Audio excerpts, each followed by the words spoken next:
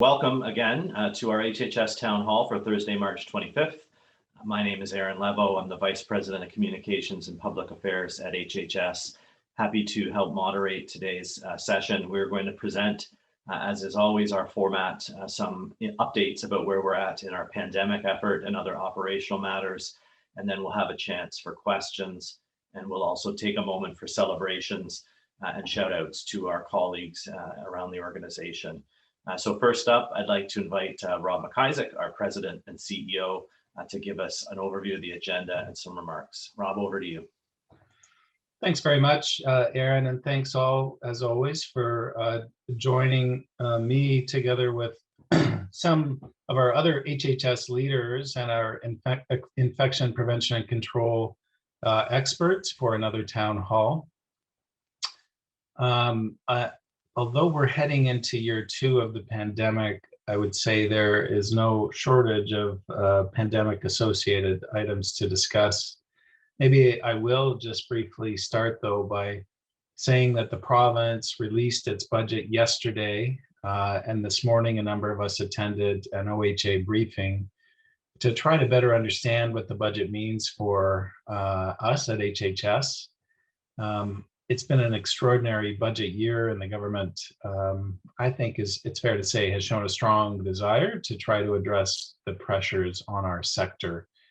The budget does contain important investments in the health system, hospitals, yes, but also long-term care and mental health and a number of other areas. There's lots of details still to come before we know what the budget exactly means for HHS. I would say it will likely be at least 2 months or more before we totally get what it means. So stay tuned, but I think we can be encouraged by what we heard yesterday and this morning. In terms of the pandemic, unfortunately, the trends seem to indicate that Canada, Ontario, our region, are entering a third wave. We are seeing more variants of concern. And I think all of us are aware that we're experiencing ongoing outbreaks at our sites, all of which is resulting in increasing pressures on our system. So during today's town hall, we'll talk about how we're addressing these pressures at our sites and how we're working with our partners to ensure access to care for all patients. Sharon Pearson will lead us through that discussion. We'll talk about our efforts to prevent transmission inside of our buildings and the trajectory of the virus in Hamilton and beyond. We want to go over a further update about the expanding vaccine rollout and ongoing supply to Hamilton Health Sciences, or to Hamilton more generally. And Bruce Squires and Les Gauthier are going to lead us through that.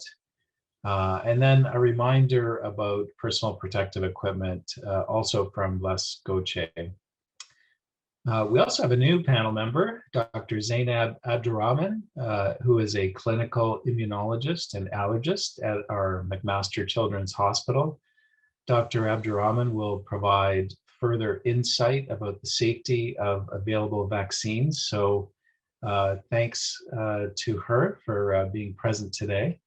Also, Dr. Fiona Smale, medical microbiologist, infectious diseases, is also on hand to answer your questions about dosing and vaccine safety during the Q&A portion of the event. I know that for all of us, protecting our families, our patients, and ourselves is top of mind. I think getting vaccinated is the most important and necessary step in this battle against the virus available to us at this time. We can all help change the trajectory of COVID-19 by getting vaccinated. I think the current low rates of infection and long-term care prove that point. I have seen some modeling about what the impacts of the third wave could be. And, I think in that modeling, the impact of the vaccination, of people getting vaccinated, is definitely evident, and I think we're starting to tame that curve a little bit through our vaccination efforts. I think so. For everyone at Hamilton Health Sciences who wants to receive the vaccine, you can register now. If you haven't already done so, please go to the vaccination page on the website and click on the vaccine sign up link to register today. Earlier this week, we also shared with you that the province has asked us to pause on the mobile hospital unit that was tentatively allocated or proposed, better word, for our parking lot on Wellington Street. While the site activity is on hold, the planning team continues to work in the background to ensure that we can proceed quickly with the next phase of this initiative, should that become appropriate. We'll continue to keep up to date about this planning as we receive further direction from the government. And finally, I'd also like to remind you to take a few minutes to read the COVID reflection series, acknowledging 1 year of the pandemic, which is published on HHS Share. It's important that we take the time to pause and acknowledge all that we've been through. You're also invited to send your colleagues a virtual card to let them know that you're thinking of them, or maybe just to say thanks. The e-cards are available on the Hub as part of the Human Resources STAR recognition program. As always, I want to thank you for your ongoing and tireless efforts to continue providing safe care to our patients, but also for supporting each other.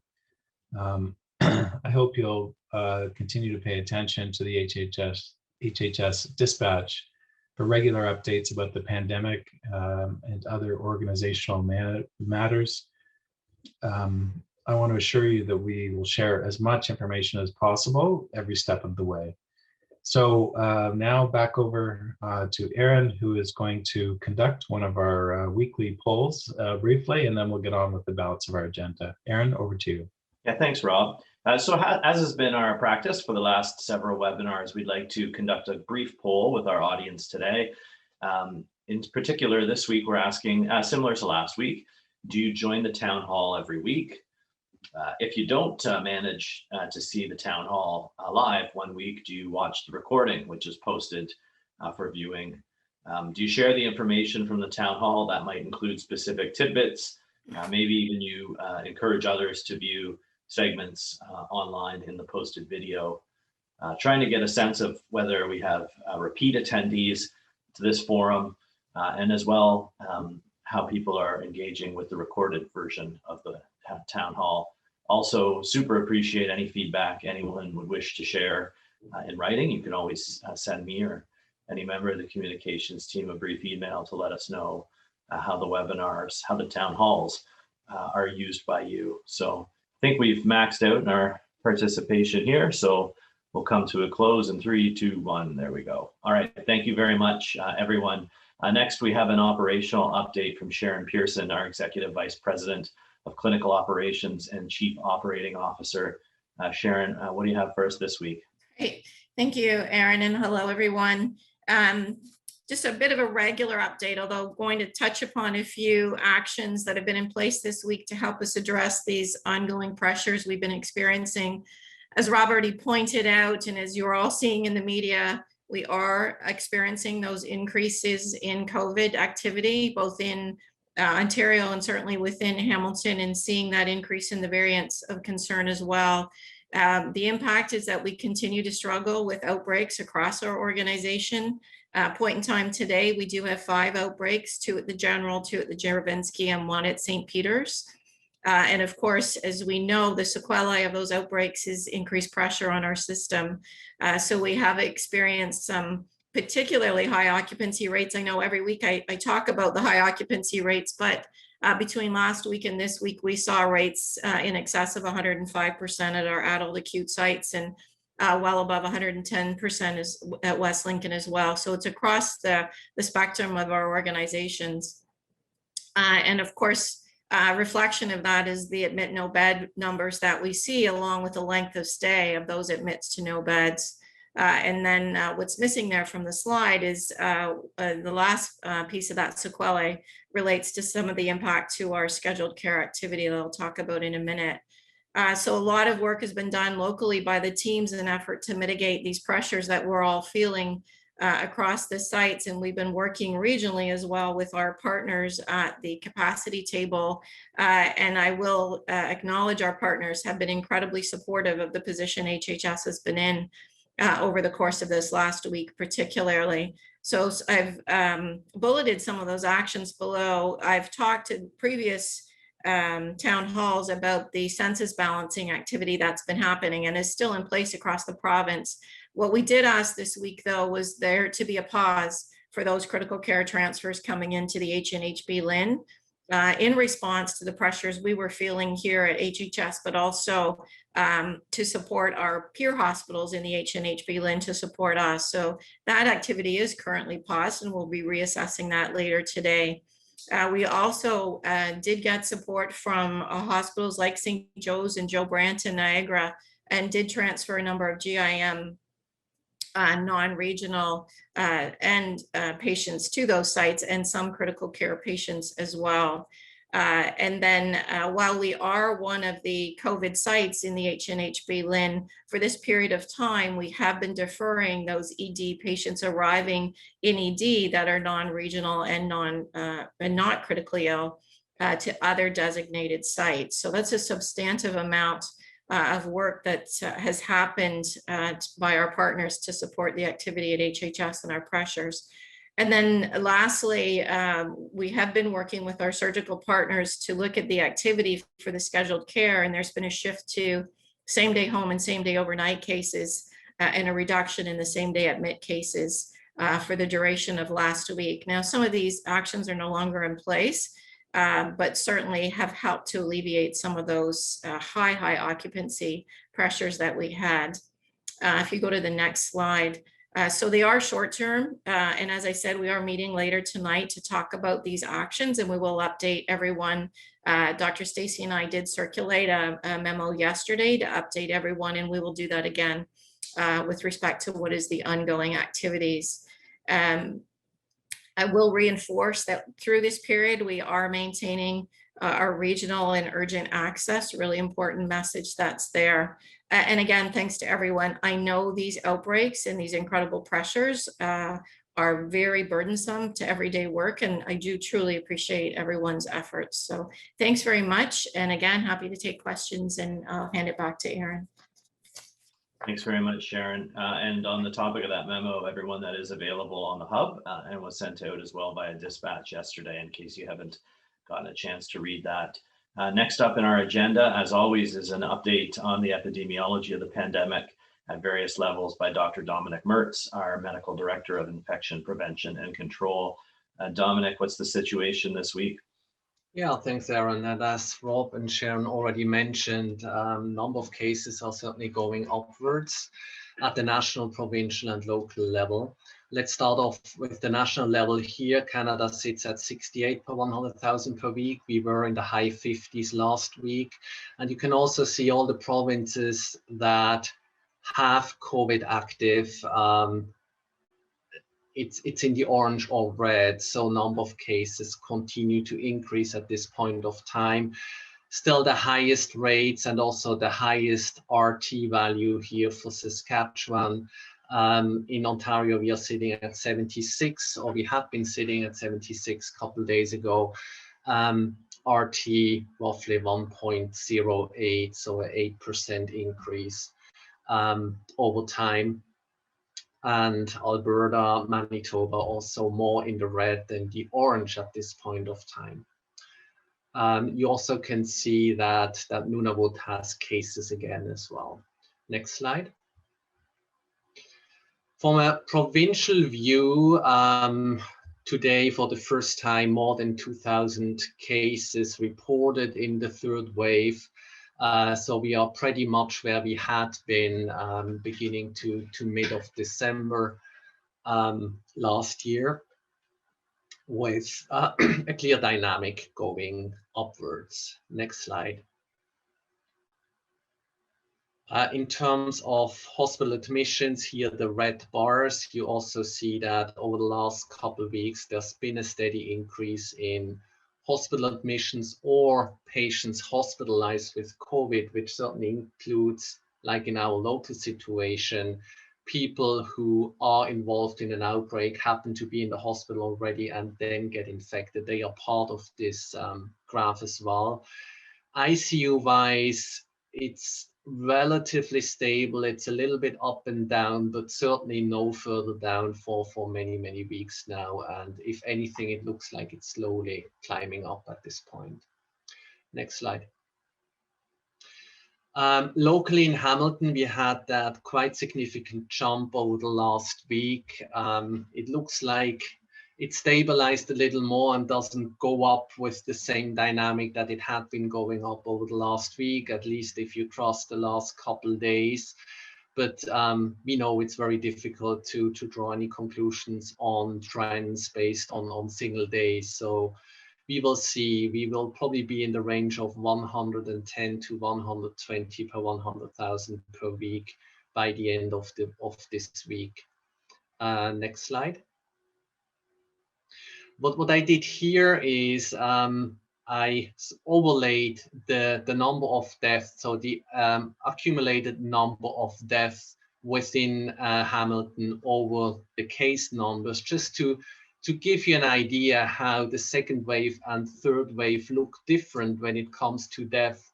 When you look back into like mid of December, when we had similar case numbers as we see now, you saw a steep increase in number of deaths, while currently we have on average less than 1 death per day. And first and foremost, this is thanks to the vaccines, our vaccinated residents in long-term care and retirement homes. So the vaccine clearly works. We don't see those devastating outbreaks anymore. So the best we can do at this point, whoever can get vaccinated, to get vaccinated. Next slide. The community transmission, so only community cases per 100,000 per week, continue to increase as well. We are now above 30. So again, similar to where we've been sitting prior to Christmas, we had that Christmas dip more because of people not getting tested rather than anything else. So comparable to where we had been around Christmas time when we eventually went into the provincial stay-at-home order. Next slide. Number of hospital admissions within Hamilton, relatively stable. As I mentioned last week, many of those 100 plus that we have had were consequences of our outbreaks, combined with the influx of patients from the community, which remained more or less stable, but I think we feel to see an uptick in that as well at this point. Next slide. How do we compare with the modeling? So again, the PHAC modeling from mid-February, as I've shown you on the first slide, we certainly see the uptick now at the national level as well, at roughly 4,000 cases now. So still somewhere between those, the best and the medium case scenario here. On the next slide, I'm showing you the Ontario modeling, here the modeling from mid-February, which still seems to work out quite well with us sitting somewhere between the medium and the worst case scenario. Again, we hit the 2000s, so it looks like the line may get steeper and would remain between those two scenarios here. On the next slide, you see the more recent modeling from March 11, which was less optimistic, I would say, than the one from the 25th. Here we are sitting somewhere between the best case and the medium scenario, I would say. And again, hitting the 2000s by now, that's certainly a change since I crafted this slide here. Next slide. Variants of concerns, now the B117, so the variant first identified in the UK, now responsible for more than 50%, with a caveat here, we don't know whether that's all B117, what we identify in our screening, but based on the numbers I will show you on the next slide, then it's first and foremost B117. Hamilton still lagging behind in the high 30% of all the positive screen positive at this point of time. These are the numbers at the provincial level. B117, so the variant identified in the UK, is responsible for the vast majority of those positives that had been fully sequenced. We do have some B1351, so that's your variant first identified in South Africa, and P1, the one that was identified in Brazil, with 37 cases so far. Next slide. Our local outbreaks, and just to mention up front, we are going to spend more time on discussion of outbreaks and what we can do as an organization to prevent outbreaks and to better contain outbreaks. That's the current picture as per last night. We had 5 outbreaks. You can see there's typically both patients and staff involved. You can see here a total of roughly 80 patients at this point and 25 staff across all outbreaks. And you can also see that, similar to other outbreaks within the city, there's now currently a mix of variant of concern outbreaks and non-variant of concern outbreaks. Roughly 50-50 is what we've seen in our hospital outbreaks. We haven't really noticed that we have more trouble containing an outbreak with a variant so far than the others. The most stubborn outbreaks have actually been the ones where we didn't identify a variant of concern, but we keep learning on to what extent we may have to manage VOC outbreaks differently, but so far it looks like we do the exact same thing, and it seems to work pretty well for the variants, if anything better than for the non-variants so far, but that might be pure luck. Next slide. Just to give you an idea about the larger picture within Ontario, that's been by December 26, so doesn't include the many outbreaks that occurred across the province, like at the peak level of second wave, but certainly the uptick of second wave is included here. And you see that in total, we had 332 hospital outbreaks in Ontario, compared with 900 in long-term care homes and 475 in hospitals. You also can get an idea of the number of cases at the bottom. In total, 25,000 cases were related to outbreaks in congregate care settings. And on the right-hand side, and that's what I really want to point out, looking at the proportion of all outbreak-associated deaths, congregate care outbreaks were responsible for all other than 1.5% of all deaths. Now, with long-term care homes mostly falling off that list, and retirement homes as well, given the vaccination there, we can sort of expect that hospital outbreaks will be driving a lot of outbreak-associated deaths going into the third wave. So we will see a different pattern, and even more enormous on us to prevent outbreaks from happening. Next slide.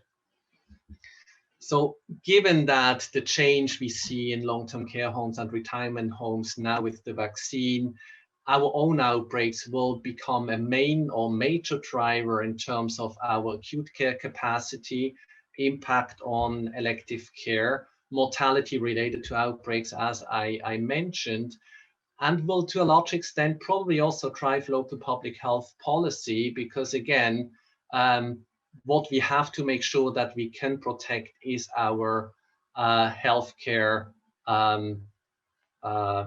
resources, so to say.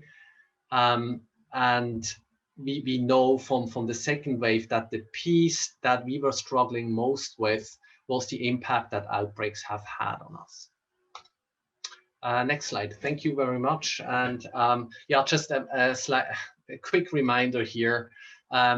What we have to do, and that's the three most important things in my mind of all the things we are doing and are asked for to do on a given day to prevent outbreak.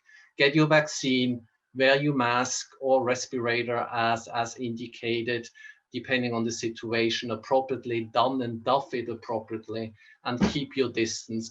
Out of all the many things we are asked to do, I think these are the three most important ones. Back to you, Aaron. Thank you. All right, thanks very much, Dominic. Always insightful. Next up, we're going to transition to an update around our vaccination efforts, and our lead presenter today, Bruce Squires, our Vice President of Women's and Children's Health. Bruce, over to you. What's going on in the vaccine effort?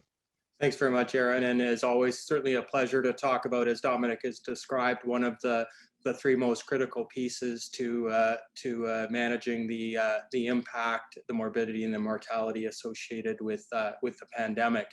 As I'll always do, I'll just start by highlighting that vaccines certainly is a global issue. What happens globally and what happens nationally certainly has an impact of what happens provincially, but our strategy, our supply, and our policies are dictated under provincial programs, and then we work to roll them out at a local public health unit in cooperation with all the different health system partners. Last week, I went in great detail into describing the next stage of the provincial vaccine distribution plan, the phase 2 that's outlined really to get underway at large extent in April and move through to July. And so I'll just remind folks that it's certainly focused very heavily on moving on an age basis, progressively, if I could say downward in terms of age, through the population.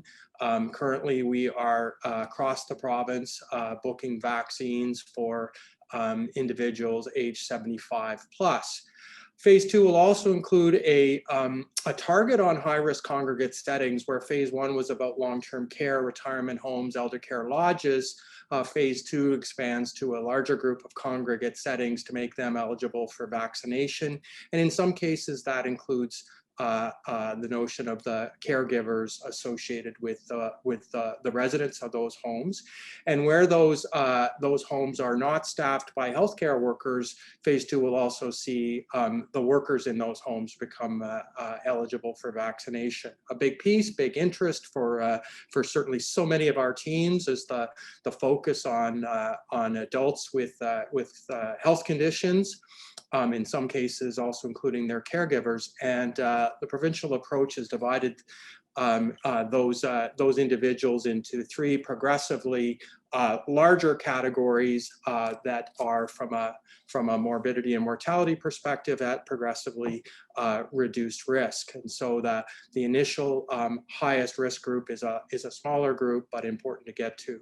Hotspots refers to really at a neighborhood level areas across the province that are and will or have experienced higher rates of infection and higher severe outcomes associated with COVID. And so the notion here is to ensure that there's a distribution and an effort to reach those underserved and more heavily impacted populations.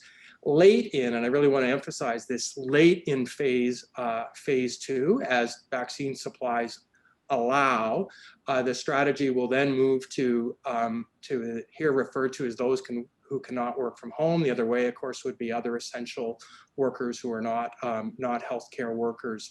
That will be obviously a very big group of significant interest, and the expectation is those groups will be vaccinated through mass clinics, but in some cases actually through their employers. If we can move to the next slide. So let's just look a little bit more closely at Hamilton again. Want to first off highlight in the bottom left-hand corner, when I talked to you last week, we had 45,000 of the Hamilton population who had been received doses. You can see here 75,000 doses administered. So continued progress over the last week. We have seen some improvement in supply, particularly this week. We are really finishing off end of phase 1.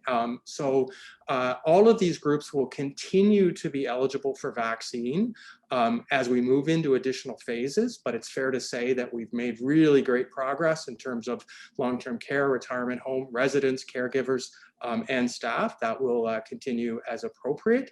Adults age 75, as I've mentioned, and really great progress has been made in Hamilton with 85 plus and with 80 plus. Also a focus on our Indigenous populations, urban Indigenous, as an addition to a focus on those in our First Nations communities, and also adults receiving chronic home care. What happens right now, again, in order to book appointments, that provincial tool is available for eligible populations, and where that doesn't work for an individual, the city has a vaccine hotline that can directly book for eligible populations for whom it may not work. And they continue to receive, I know, a significant amount of calls. So a reminder for healthcare workers, again, as a targeted population that doesn't fit the age requirement, we have in Hamilton the existing healthcare worker portal that allows any of our team members or other healthcare workers who are desiring a vaccine to be able to sign up and then be given access to the provincial booking tool by which you can book your own appointment. If we go to the next slide, yeah, where would you book your appointment? Well, here's the way. Here's what delivery in Hamilton looks like right now. We have 3 what we call large-scale clinics in operation. The first one, the inaugural at HHS 293 Wellington, as well as a clinic now operating at the West 5th campus of St. Joe's, and at the First Ontario Centre. With a 4th site set to come on in mid-April in the East End, which will really provide, again, even more capacity as vaccines allow to meet the population. Mobile clinics continue to be an important route to reach populations who may not be appropriate for a mass clinic, and those mobile clinics also include mechanisms to vaccinate our in-hospital patients, and so we continue to at least monthly have teams come in to address those who are eligible under the phases of the plan. And then we spoke a little bit last week about primary care and pharmacy pilots that have launched in the province. It started with the AstraZeneca product and started out being targeted at ages 60 to 64. That's going to be expanded upwards, and the number of sites is increasing. Shortly, we will see pharmacies, only a couple, come online in Hamilton as well, to really to supplement these variety of distribution methods. So before I turn it over to Les Gauthier, let me again close with both an encouragement and a thanks to all of our teams that have vaccinated, and to encourage you to support your family members, friends, and others to take advantage of that opportunity. And of course, a big shout out and thanks to everyone that has worked so hard on this important part of our COVID strategy. So now I'll turn it over to Les Gauthier, who's VP of Clinical Support Services and Surgery.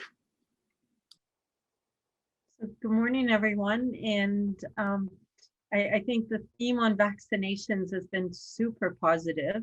What we would really like to share this morning is just some numbers, and appreciating now we're working with the provincial database and system around patients or clients being vaccinated.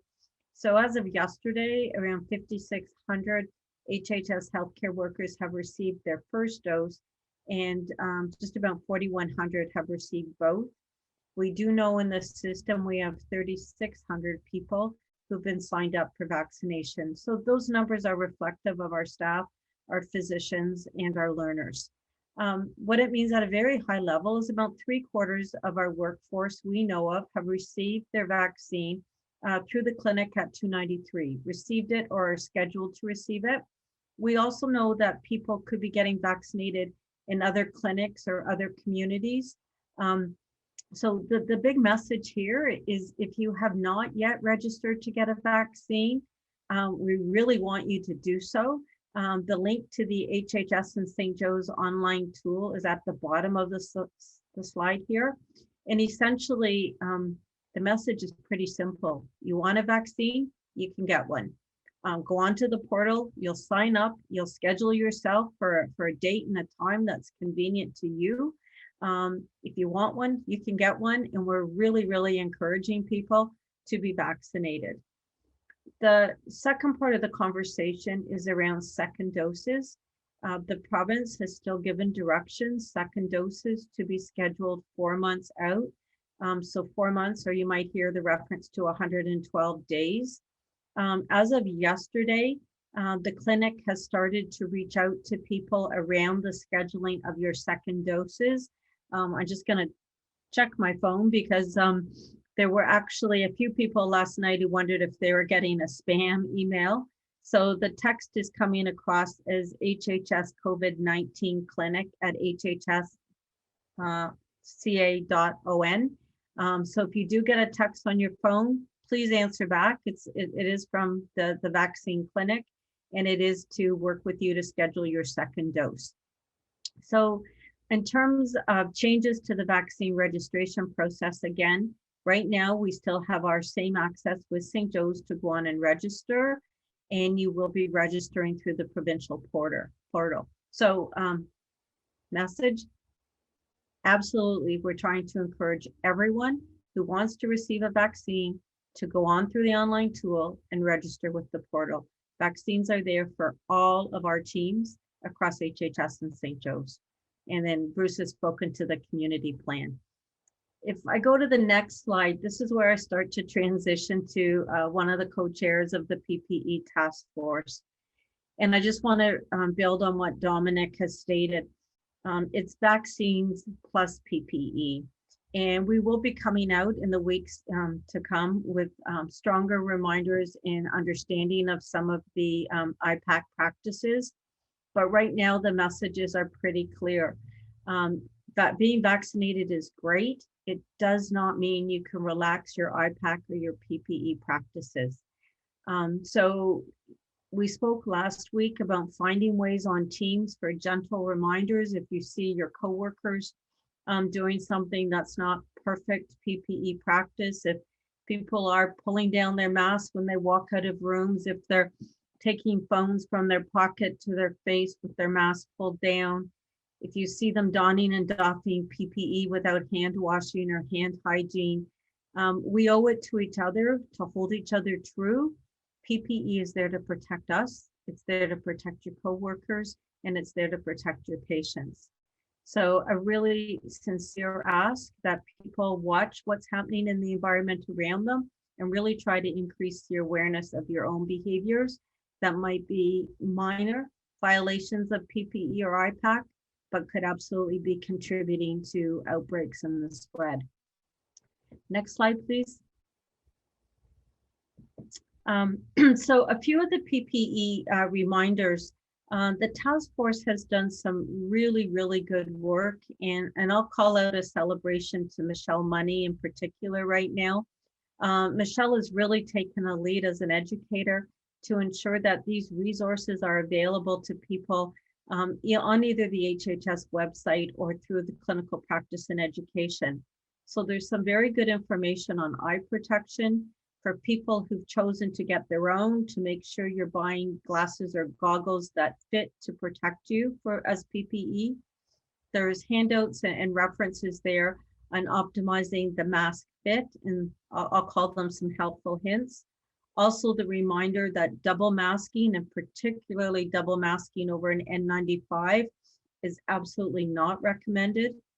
There is videos there if people just need to review donning and doffing, and again, extended use recommendations around PPE. The last piece to remind people, and we know these are real areas of risk, break rooms and lunchrooms. You know, once you have your food or your drink, putting your mask back on while you sit with your colleagues on your break, trying to do our best to have our patients masked at all times. And with that as a note, we can't force a patient to wear a mask. We can encourage them and try and support them, and we can help them put their mask on. We can't deny care if a patient just will not or cannot mask. And then the reminder around eye protection. So if your patient can't mask, then the need for eye protection from our workers. And I've already mentioned hand hygiene, making sure you washing your hands before and after donning gloves or any other PPE. So with it, I think I'm handing things back over to Erin, and I'm sorry I sound repetitive, but these are probably the most important messages people leave with today. Thank you. Keep repeating them, Leslie. We can never hear it often enough. Very important stuff. Thank you for that. Next up on our agenda, I'd like to invite Dr. Zainab Abdurrahman to give us an update around some of the issues evolving around vaccine hesitancy, our understanding of the vaccine as we watch the science evolving around this.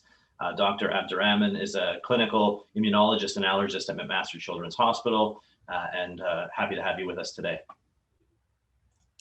Thank you so much. Thank you for asking me to actually speak on this topic. It's something I'm quite passionate about. And I think that it's something that we are going to have to continue to address all throughout this vaccine rollout. I wanted to share today, just from doing a lot of various town halls in the community and speaking with concerned individuals, to share with you some of the areas that people really want to know about when it comes to the vaccine.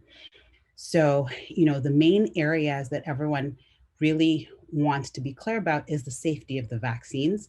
I know you've probably heard this many times, but it is important for us to all just remember that, you know, these vaccines, although they were on what seemed like an accelerated timeline in terms of development to studies, they still went through all the same 3 phases of rigorous study that's required with any vaccine that's currently on the market.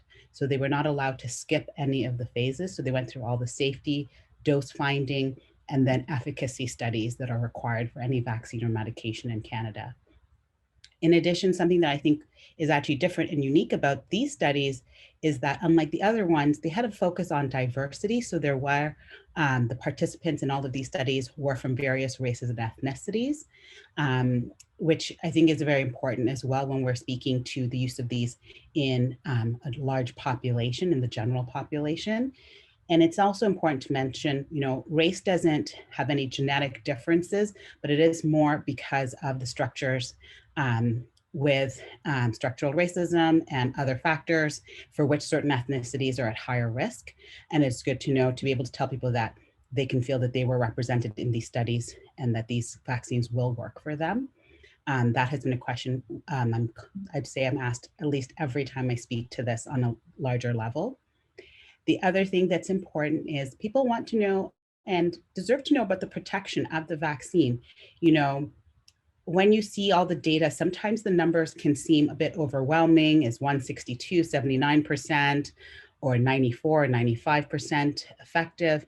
It's important, and I always remind everyone that all of the COVID vaccines that we currently have available in Canada offer great protection against death, severe disease, and hospitalization, which is where we see quite the significant morbidity and mortality from COVID-19. So the other numbers that sometimes seem to vary a bit more do reflect, you know, including those who have asymptomatic disease. But when it comes down to the things that we're really worried about and the things we're following, these are things like death, severe disease, and hospitalization. Another issue that has risen a lot was with the use of mRNA vaccines. There is still a lot of concern about, you know, your personal DNA and if this will also have any effect on that. And it's very important to remind everyone that, firstly, mRNA that you're exposed to from these vaccines only makes a small, tiny spike protein, and it cannot go backwards and get incorporated into your DNA. There's many barriers that prevent that. And we as humans just don't have that kind of machinery that will reverse, create DNA from the mRNA. The other thing that I think it's also important to remind people is you're actually exposed to viral mRNA quite frequently. Whenever you catch a cold, most of the over 200 viruses that cause colds actually also use mRNA technology. So they actually produce the mRNA, but for their entire genome in your body while they're replicating. So this is not the first time you will have any exposure to viral mRNA, except this is only going to produce a tiny protein, and then your immunity will create to that spike protein, which is generally preserved. And this is what creates the corona of coronaviruses. So really, it will not affect you. And the last issue that I think comes up quite a bit is the concern about possible sterility, because of, I think, the concerns that we had about pregnancy, since it wasn't specifically addressed in the studies. And I think that what we can tell you is there's no evidence of kind of risk of future ability to have pregnancies. Women did get pregnant during these studies, and there's been no concerns in terms of the mRNA vaccines or the other viral vector vaccines. And finally, each person is unique. Everyone has their own reasons why they might have a concern. So maybe it's because you have had a specific experience with a different vaccine, or perhaps based on your family history of a very uncommon or rare disease that runs in your family that you're just not sure has been clearly addressed. So if you have questions, ask questions, speak to your doctor. If you see a specialist for a particular condition and you're not sure about this in the COVID-19 vaccine, talk to that specialist or talk to your family doctor. Talk to the people who know about your history, who can also provide you with good information. I would encourage you to do that, not kind of sit in the sidelines because you're not sure.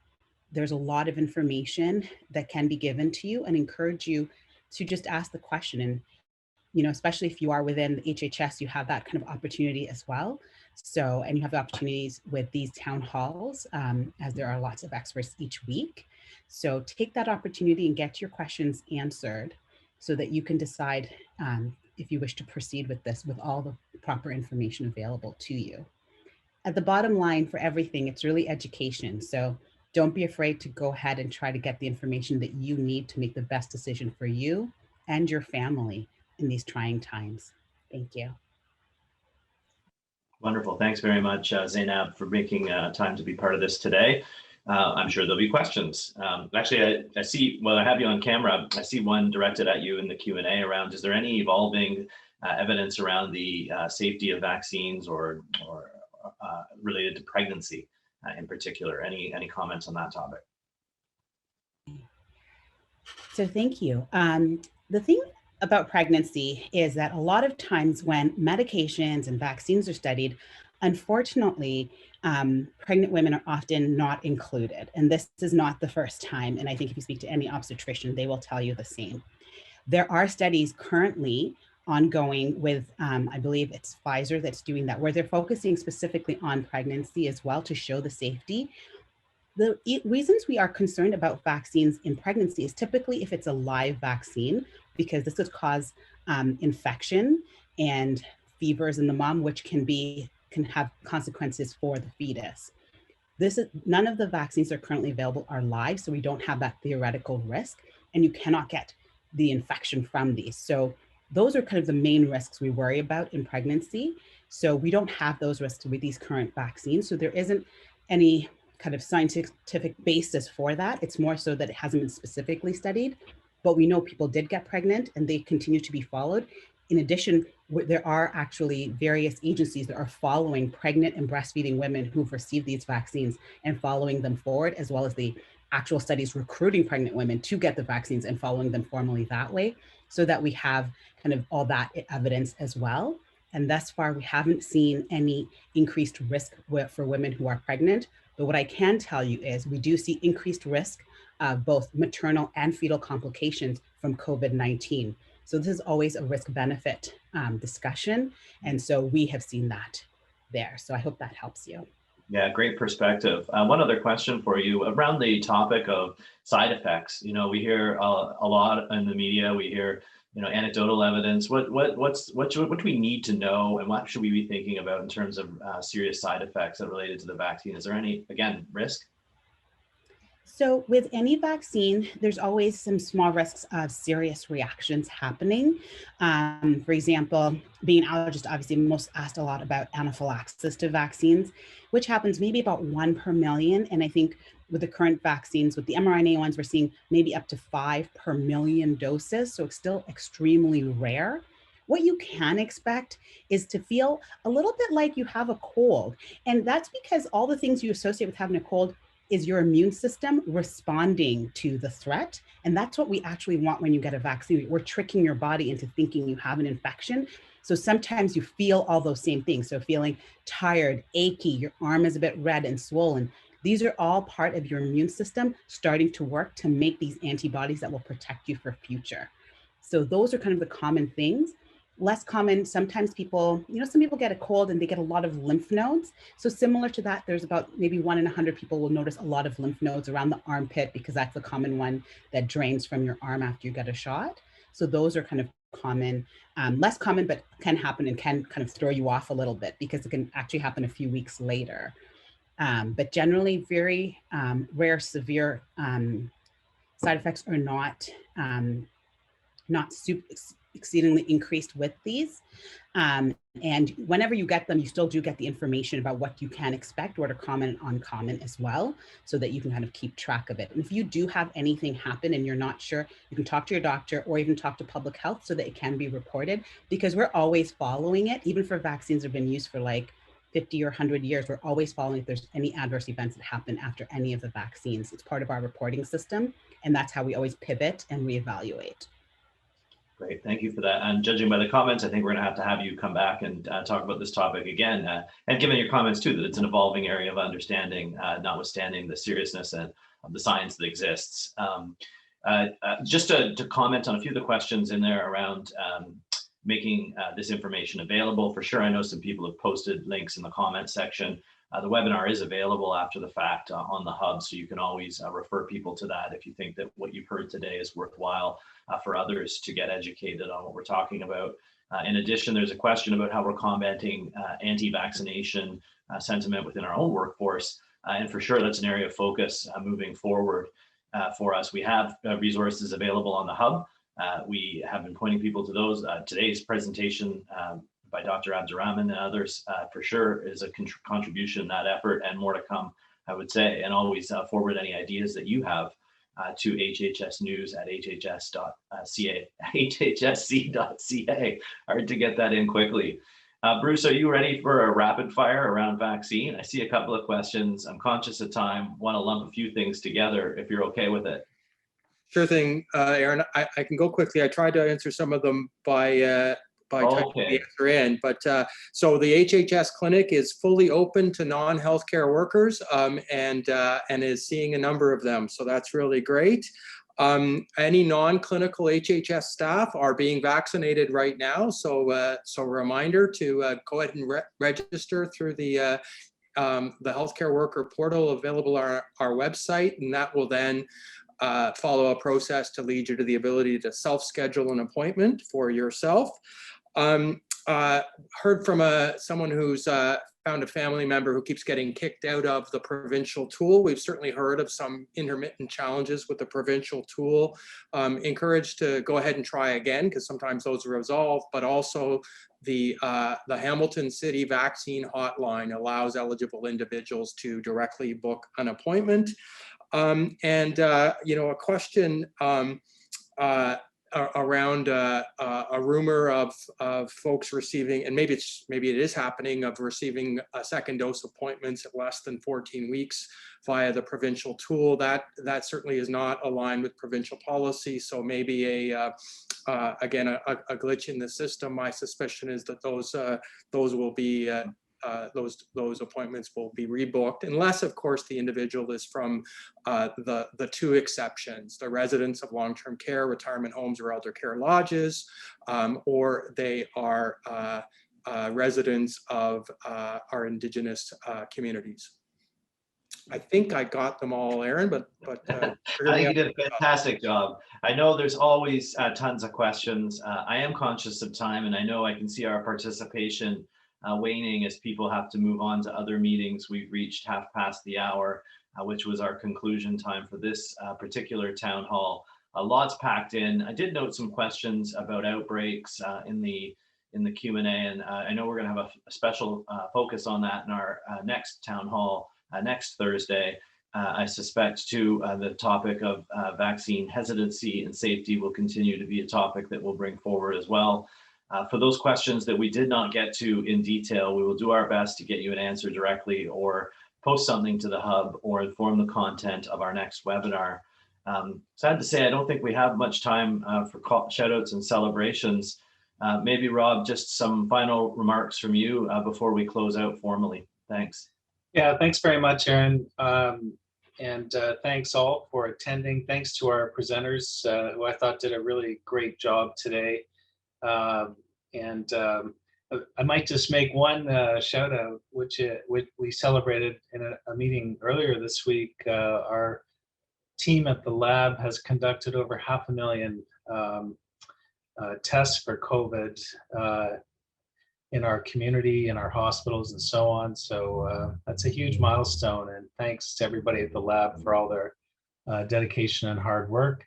Thanks to everybody for having joined us here today, and we'll look forward to seeing you back again next week when, as Aaron said, I think among other things, we will try to shine a brighter light on the outbreak situation at Hamilton Health Sciences. So thanks all. Hope you have a great rest of the week.